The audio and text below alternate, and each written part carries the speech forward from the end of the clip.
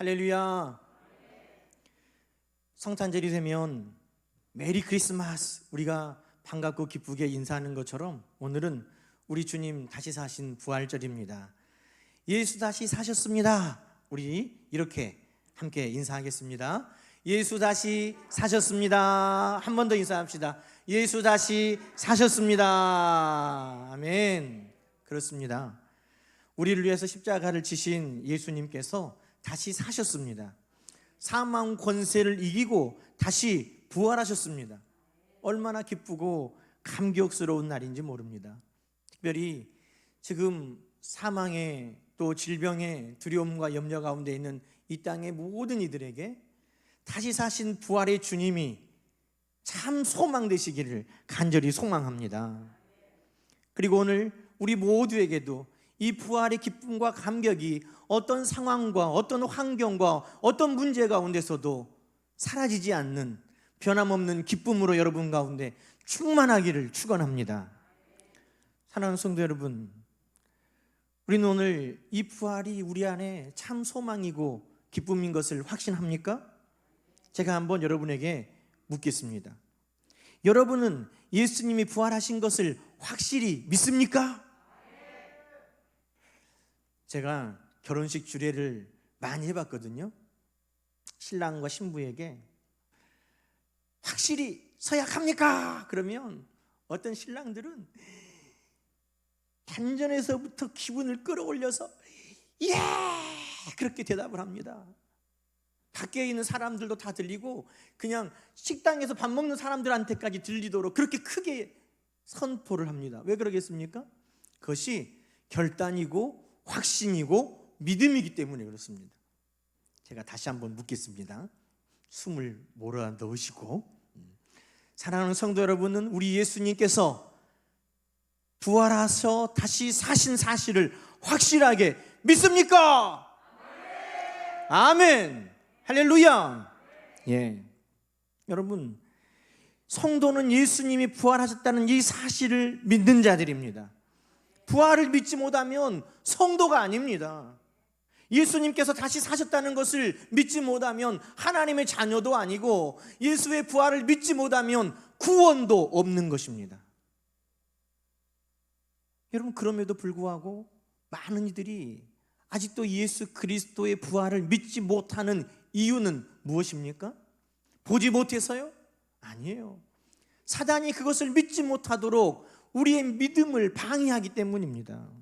여러분, 12절 말씀 한번 볼까요? 그리스도께서 죽은 자 가운데서 다시 살아나셨다 전파되었거늘 너희 중에서 어떤 사람들은 어찌하여 죽은 자 가운데서 부활이 없다 하느냐. 여러분, 예수님의 부활을 본 사람, 예수님의 부활을 보고 증거하는 사람, 그래서 믿는 사람들이 많이 있지만 여전히 부활을 믿지 못하고 없다고 하는 자들이 있습니다. 부활절이 가까워지면은요, 중앙일간지에서 부활에 대한 담화를 싣기도 합니다. 중앙일간지 제1보에서 종교부 기자가 어떤 신부님과 인터뷰한 기사가 실렸습니다. 교회에 다니는 사람들은, 예수를 믿는 사람들은 사도신경을 고백하면서 예수의 육신의 부활을 믿는다고 고백하고 또 본인들도 육신이 다시 부활할 것을 믿는다고 고백하는데 그 부활의 의미가 뭐냐? 무엇을 믿고 그렇게 고백하느냐? 라고 묻습니다. 그랬더니 대답이 불교의 열반을 이야기하면서 부활은 모든 것에서 초월하는 것이고 벗어나는 것이다. 예수님의 부활은 예수님을 닮아가는 것이고 하나님께서 추수할 때 우리를 거둬가는 것이다. 뭐 이런 이야기를 하는 거예요. 여러분, 부활이 뭐예요? 부활을 뭐 어렵게 이야기합니까? 부활은 말 그대로 죽었다가 사는 것입니다. 예수님께서 우리를 위하여 채찍에 맞으시고 십자가에 달려 죽으시고 그 창에 맞으셨지만 하나님께서 그 예수 그리스도를 다시 살리셨습니다. 오늘 우리가 그것을 믿음으로 고백하는 것이고 예수님께서 다시 사신 것처럼 우리도 하나님께서 우리를 다시 일으키실 때에 우리도 다시 살 것을 믿는다고 고백하는 것입니다. 뭐 어렵지 않아요. 논리적인 걸 요구하는 게 아니에요. 예수님이 죽었다가 3일 만에 다시 사신 것을 믿느냐? 너희도 그 부활과 같이 다시 살 것을 믿느냐? 아멘, 우리는 믿습니다 라고 고백하는 것입니다. 여러분, 이것은 믿음의 문제입니다. 예수님이 다시 사신 것을 본 많은 사람들이 있었어도 그것을 믿지 못한 사람들이 있었습니다. 왜요? 그것을 믿지 못하게 하는 가짜 뉴스들이 많이 있었기 때문입니다. 지금도 가짜 뉴스들이 얼마나 진실을 가립니까? 그런데 예수님의 부활을 믿지 못하게 하는 대표적인 가짜 뉴스들이 있습니다. 그 중에 하나는 시체 도난설이라고 하는 겁니다. 유대 종교 지도자들, 대제사장들과 그들이 이렇게 소문을 내게 했잖아요. 예수님의 제자들이 예수님의 시체를 숨겨놓고 마치 예수님이 살아났다고 그렇게 소문을 내고 있다. 그렇게 예수님의 시체를 도둑질하고 부활을 꾸몄다라고 소문을 냈다는 겁니다. 그 거짓 뉴스죠. 또 하나는 환상설입니다. 예수님은 진짜로 죽었다. 그런데 예수님을 봤다고 하는 사람들은 예수님의 영을 본 것이고 천사를 본 것인데 마치 착각해서 예수님이 살아난 것을 본 것처럼 말한다. 아니죠. 예수님은 제자들과 함께 먹기도 하셨고, 친히 이 손의 못자국에, 옆구리에 창자국에 손을 넣어보라고도 말씀하셨고, 예수님은 육신으로 부활하신 것을 성경은 증거하고 있습니다. 명백한 가짜 뉴스입니다. 또 어떤 가짜 뉴스가 있습니까? 예수님이 덜 죽었다, 가사설이라고 합니다. 가짜로 죽었다는 거예요. 예수님이 십자가에 못 박히긴 했는데, 창에 옆구리를 맞긴 했는데 다 죽은 줄 아는데 사실은 안 죽었고 시간이 지나니까 깨어난 거다, 이런 가짜 뉴스를 말합니다. 여러분, 총독의 명령에 의해서 죽었는가를 확인했습니다. 옆구리를 찔렀습니다. 모든 피와 물이 다 빠졌습니다. 죽은 것을 확인하고 넘겨줬습니다. 여러 가지 별별 가짜 뉴스들이 있습니다. 그러나 여러분, 그 가짜 뉴스들에도 공통된 사실이 있습니다. 그거 뭐냐 하면 예수님이 이 땅에 사셨고 십자가에서 죽었다는 겁니다. 이것은 다 인정합니다. 왜요? 우리도 이 땅에 살면서 삶과 죽음은 일상적으로 우리가 경험하는 것이기 때문입니다. 코로나19로 하루에도 어떤 나라에서는 2,000명이 죽었다고, 더 이상 시체를 보관할 곳이 없어서 냉동 창고에 보관한다고, 섬에다가 사람들을 집단으로 매장하고 있다고 우리는 뉴스를 통해 보았습니다. 삶과 죽음은 우리가 일상적으로 경험하는 것이기 때문입니다. 그래서 예수님이 살았다, 예수님이 죽었다 하는 것에 대해서는 의심하지 않습니다. 그런데 문제는 예수님이 정말 죽었는데 다시 살아났느냐, 여기에 대한 문제인 것입니다. 사람들은 보지 못했기 때문에 믿지 못한다고 말합니다. 경험해 보지 못했기 때문에 믿지 못한다고 말합니다. 그래서 부활은 없다라고 말합니다. 그러나 여러분, 보지 못해서입니까? 내가 경험해 보지 못해서입니까? 아니요. 성경은 이것이 믿음의 본질의 문제라고 우리에게 알려주고 있습니다. 히브리서 11장 3절 말씀 한번 보세요. 믿음으로 모든 세계가 하나님의 말씀으로 지어진 줄을 우리는 안다 라고 합니다. 여러분, 하나님께서 태초에 빛이 있으라 한 것을 본 사람이 누가 있습니까? 하나님께서 세상 만물을 지으신 것을 본 사람이 누가 있습니까?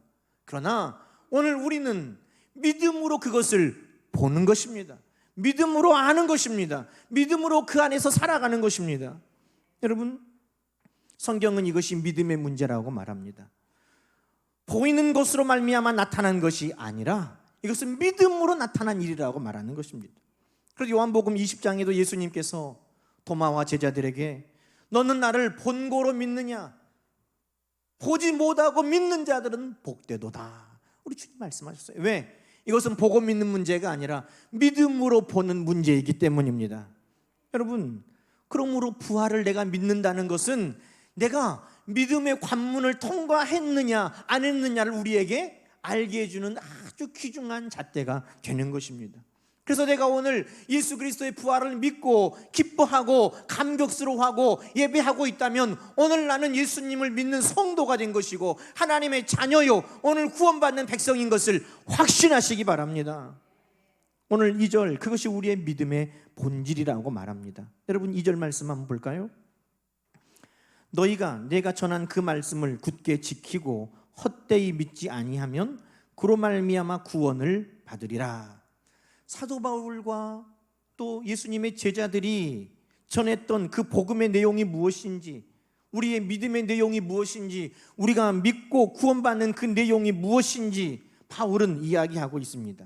3절 말씀, 성경대로 그리스도께서 우리 죄를 위하여 죽으시고, 4절, 장사 지낸 바 되셨다가 성경대로 사흘 만에 다시 살아나셨고, 5절, 케바에게 보이셨고 후에 12 제자에게 보이셨고, 6절, 500여 형제에게 일시에 한 번에 보이셨고, 7절에 그 후에 야고보에게 보이셨고 후에 모든 사도에게 다시 보이셨고, 8절에 나 바울에게도 보이셨느니라.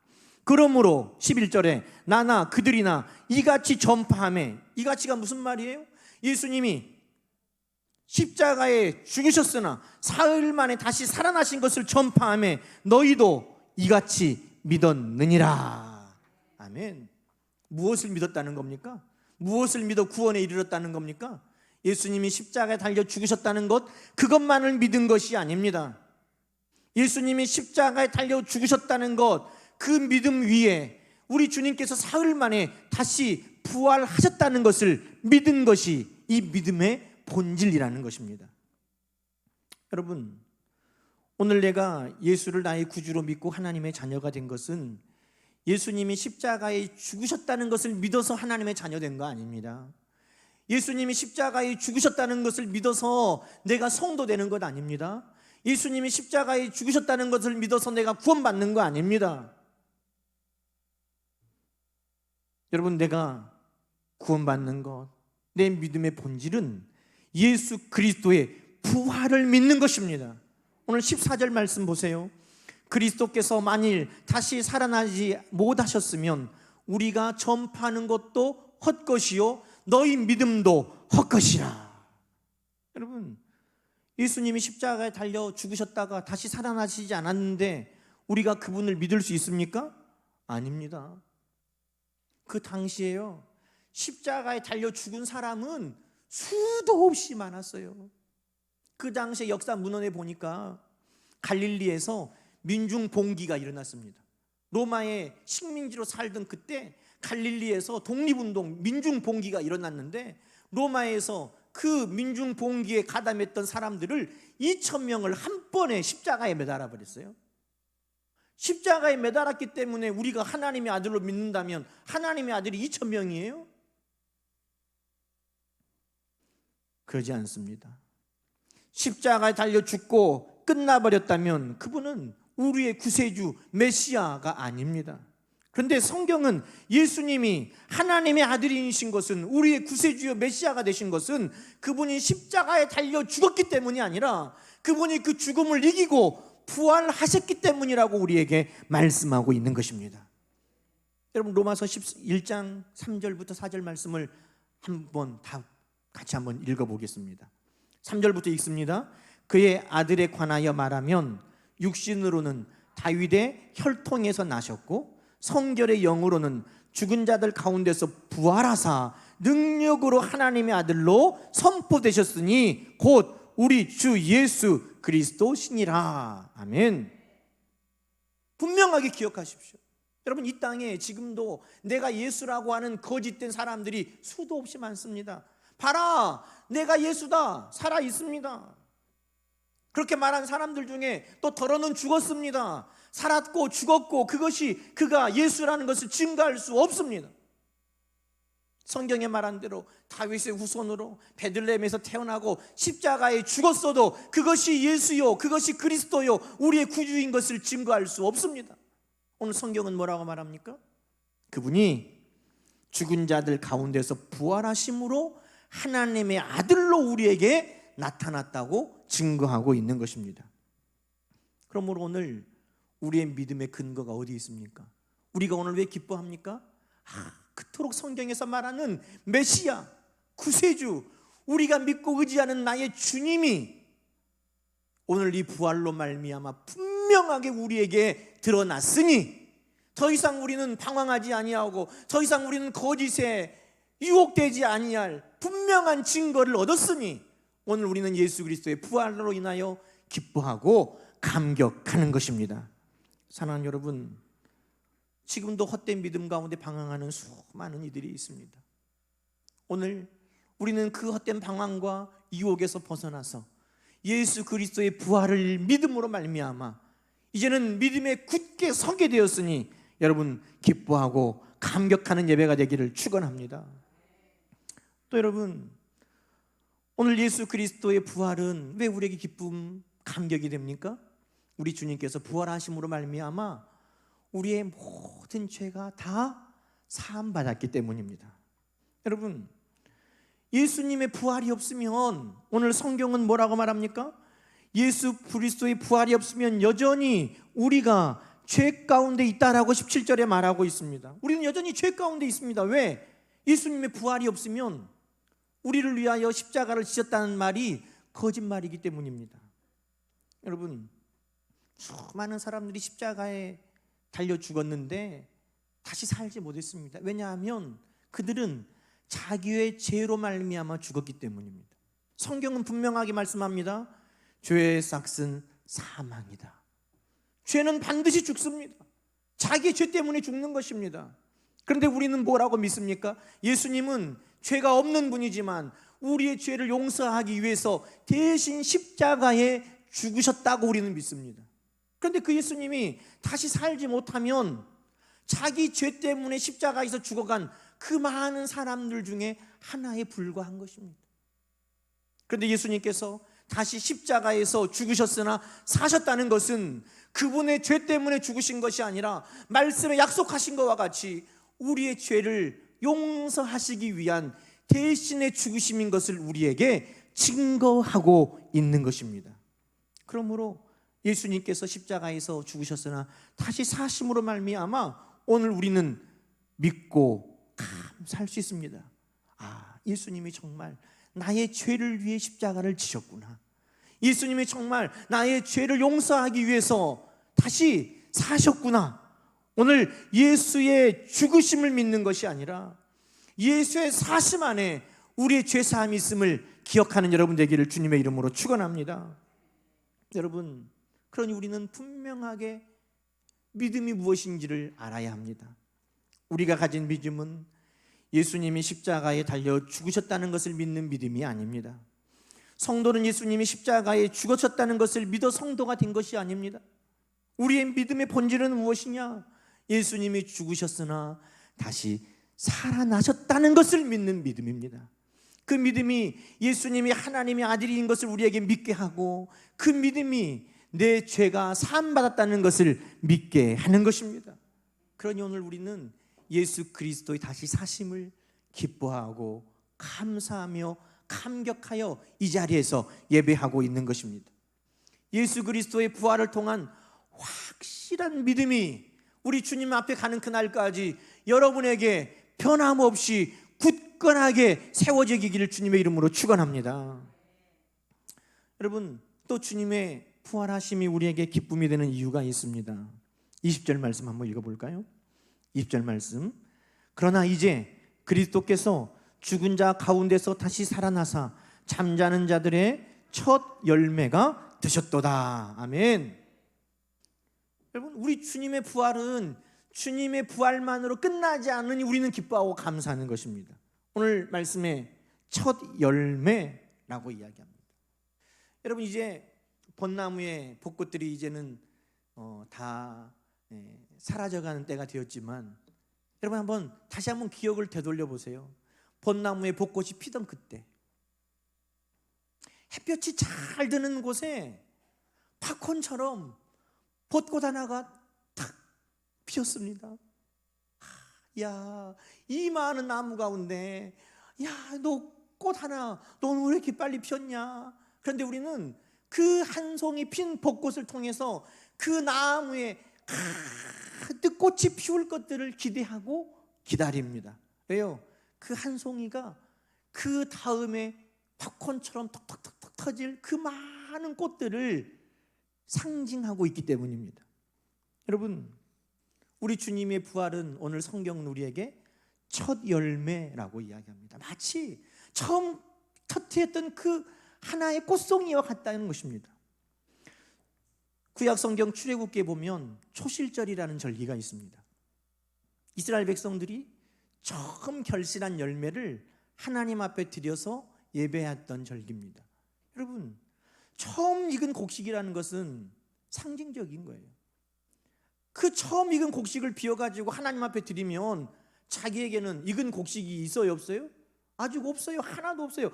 처음 익은 것을 땄기 때문에 아직은 다 익지 않은 것들 뿐입니다.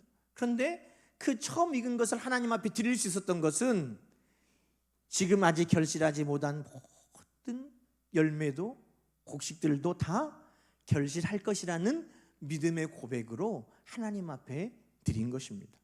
그리고 그렇게 드릴 때 하나님께서 나머지 모든 것들도 다 그렇게 결실하실 것을 의지하고 드린 것입니다. 여러분, 이것이 초실절이고 처음 열매로 드린 예배입니다. 여러분, 우리 주님께서 부활의 첫 열매가 되셨다는 것은 무엇을 의미합니까? 그것은 예수님의 부활이 예수님의 부활로만 끝나지 아니하고 예수님의 부활이 곧 오늘 우리 모두의 부활로 이어진다는 것을 성경은 우리에게 말씀하고 있는 것입니다. 여러분, 23절 말씀에 보니까 그리스도께서 첫 열매가 되셨다고 말하고 23절에 보니까 각각 자기 차례대로 된다고 말합니다. 주님 부활하시고 그 다음 강림하실 때 그리스도에 속한 자들이고 그 다음 모든 이들이 다 부활에 참여한다고 성경은 말하고 있습니다. 아유, 주님은 부활하시니 좋겠다가 아니에요. 그 주님의 부활은 오늘 곧 누구의 부활입니까? 오늘 곧 저와 여러분의 부활인 줄로 믿으시기 바랍니다. 그래서 22절은 이렇게 우리에게 확실하게 선포하고 있습니다. 아담 안에서 모든 사람이 죽은 것 같이 그리스도 안에서 모든 사람이 삶을 얻으리라. 아멘. 예수님의 부활은 예수님의 부활로만 끝나지 아니하고 그 부활은 곧 우리의 부활의 예표요 약속인 것을 여러분 기억하시기 바랍니다. 그래서 우리 주님이 부활하셨지만 마치 내가 부활할 것을 미리 아는 것처럼 우리는 기쁨과 감격 가운데 이 시간 예배 드린 것입니다. 여러분, 늘 주님의 부활이 나의 부활인 것을 믿고 사는 우리 모두가 되기를 소망합니다. 마지막으로 우리 주님의 부활이 우리에게 기쁨인 이유는 무엇입니까? 그것은 승리의 약속이기 때문입니다. 승리의 약속. 57절 말씀 함께 읽습니다. 우리 주 예수 그리스도로 말미암아 우리에게 승리를 주시는 하나님께 감사하노니. 아멘. 여러분, 예수님의 부활은 우리에게 승리의 약속입니다.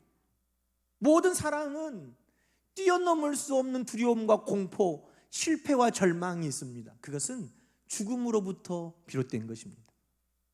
모든 사람은 죽습니다. 아무리 성공해도 죽고, 아무리 강해도 죽고, 아무리 돈이 많아도 죽고, 아무리 지혜가 많아도 죽습니다. 죽음은 우리 모두가 뛰어넘을 수 없는 두려움이고 좌절입니다. 친시황이 젊은 나이에 중국을 다 통일하고 모든 힘과 권세, 부를 다 누려도 어떻게 하면 내가 안 죽어볼까? 불로초를 구하기에 백방으로 신하들을 보냈어도 죽었습니다. 그래서 모든 사람 안에 사망이 주인 노릇합니다. 여러분, 사람들은 죽을까 봐 두려워합니다. 그래서 제일 무서운 말이 뭐예요? 확 죽인다. 그러면 무서워요. 죽을까 봐 두려워요. 그래서 부활이 없는 사람들은 죽음이 우리 안에 모든 것을 결정합니다. 안 죽는 방법, 안 죽을 수 있는 방법, 죽을까 봐 두려워서 그 길을 피하는 방법, 그것이 우리를 모든 결정권을 가지고 우리 안에 주인 노릇했다는 것입니다. 그런데 여러분, 55절 말씀, 사망아 너의 승리가 어디 있느냐 이렇게 말합니다. 지금까지는 사망이 우리 안에 주인 노릇하고 우리 안에 왕 노릇했지만 예수님이 사망을 이기고 죽음을 이기고 부활하심으로 말미암아 더 이상 사망이 우리 주인이 아니라 부활하신 주님이 우리의 주인 되신 줄로 믿습니다. 여러분, 순교의 현장에 사망이 주인 노릇했다면 어떻게 하겠어요? 너 예수 부인하지 않으면 죽인다. 그러면 어떻게 하면 내가 안 죽을까? 죽을까 봐 무섭다. 그것이 우리를 주인 노릇합니다. 그런데 부활의 주님이 우리의 주인 되실 때는 죽을까 봐 두려워하는 것이 아니라 우리는 어떻게 하면 영원히 살 수 있을까가 우리의 판단의 주인이 되는 것입니다. 어떻게 하면 나도 주님의 부활을 따라 살 것인가, 그것이 우리의 판단의 기준이 되는 것입니다. 그래서 사망이 우리의 기준이 되지 아니하고, 사망이 우리의 왕이 되지 아니하고, 사망이 우리의 판단의 근거가 되지 아니하고, 이제는 우리 안에 부활이, 주님의 부활이, 영원한 생명이 우리 안의 삶의 기준으로 바뀌어진 줄로 믿습니다. 그래서 오늘 성경은 그렇게 이야기하는 것입니다. 우리 주 예수 그리스도로 말미암아 우리에게 승리를 주시는 하나님께 감사하노라. 여러분, 더 이상 사망이 우리의 주인이 아니라 생명의 부활이, 우리 주님이 우리의 주인 되심으로 인하여 오늘 기뻐하고 감사하는 예배인 줄로 믿습니다. 저는 이 부활절 설교를 준비하면서 도종환 시인의 담쟁이라는 시를 다시 한번 떠올리면서 여러 차례 이 시를 또 읊어봤어요. 담쟁이가 담을 가득 채우고 올라가는 것 여러분 아시죠? 높은 건물이라도 그 담쟁이가 그 건물을 가득 덮는 것을 여러분 아시죠? 그런데 그 연약한 담쟁이 하나가 그 많은 잎들을 끌고 올라간다는 겁니다. 저는 부활의 첫 열매 되신 우리 주님께서, 우리 안에 승리를 주신 주님께서 오늘 우리 성도의 모든 무리들을 이끌고 승리의 행렬을 이루어서 우리 하나님 앞에 가는 그 모습을 상상해 봤습니다. 야, 주님의 부활을 믿는 우리 하나님의 자녀가 되고 성도가 되어서 이 땅에서 살다가 우리 주님의 부활과 함께 하나님 나라에 갈 그날, 야, 마치 그 모습과 같고. 그래서 그 담쟁이라는 시의 마지막은 이렇게 끝이 납니다. 저것은 넘을 수 없는 벽이라고 고개를 떨구고 있을 때 담쟁이 잎 하나는 담쟁이 잎 수천 개를 이끌고 결국 그 벽을 넘는다. 여러분, 오늘 주님의 부활은 우리에게 이와 같은 겁니다. 주님의 부활이 나의 부활로 믿어지고 주님의 부활 안에 오늘 나에게 주시는 승리의 약속이 있다는 것을 믿을 때 우리는 주님과 함께 승리의 행진에 참여할 수 있는 줄로 믿습니다. 그래서 오늘 말씀의 58절은 이렇게 이야기합니다. 그러므로 내 사랑하는 형제들아, 이 부활의 신앙을 가지고, 이 믿음을 가지고 견실하며 흔들리지 말고 항상 주의 일에 더욱 힘쓰는 자들이 되라. 오늘 이 부활의 소망이, 이 부활의 믿음이, 이 부활의 기쁨과 감격이 여러분 안에 견실하고 흔들리지 아니하고 굳세게 세워져서 항상 주의 일에 더욱 힘쓰는 우리 모두가 되기를 간절히 소망합니다. 여러분, 우리는 예수 그리스도의 죽으심을 믿는 자들이 아니라 부활을 믿는 성도입니다. 예수님의 부활은 나의 부활의 증거고, 예수님의 부활은 내 안에 생명이 주인되게 하신 놀라운 변화를 이루어 주셨습니다. 오늘 그 기쁨과 감격을 빼앗기지 마시고 우리 하나님 나라 가는 그날까지 이 기쁨과 감격을 누리며 사는 저와 여러분 되시기를 우리 주님의 이름으로 간절히 축원합니다. 함께 기도하겠습니다. 하나님 아버지, 오늘 우리를 위하여 독생자 예수 그리스도를 이 땅에 보내주시고 우리 죄를 대속하시기 위해 십자가에 달려 죽게 하시고 오늘 그 약속을 이루시기 위해 다시 부활케 하심을 감사합니다. 오늘 우리로 믿음으로 예수 그리스도의 부활을 믿게 하셨사오니 예수 그리스도의 부활을 따르는 부활의 사람들 되게 하여 주시고 예수 그리스도의 부활의 승리를 경험하는 자들 되게 하여 주시고 더 이상 사망이 우리 안에 주인 노릇하지 못하는, 주님의 부활과 생명이 우리 주님 함께 주인 노릇하는 거룩한 백성 되어 살게 하여 주옵소서. 오늘 부활절을 맞아 기쁨과 감격과 감사로 우리 하나님 앞에, 우리 주님 앞에 드리는 이 예배를 받아 주실 줄로 믿사옵고 예수님의 이름으로 감사하며 기도드리옵나이다. 아멘. 우리 기쁨으로 찬송 171장을 함께 찬양하겠습니다.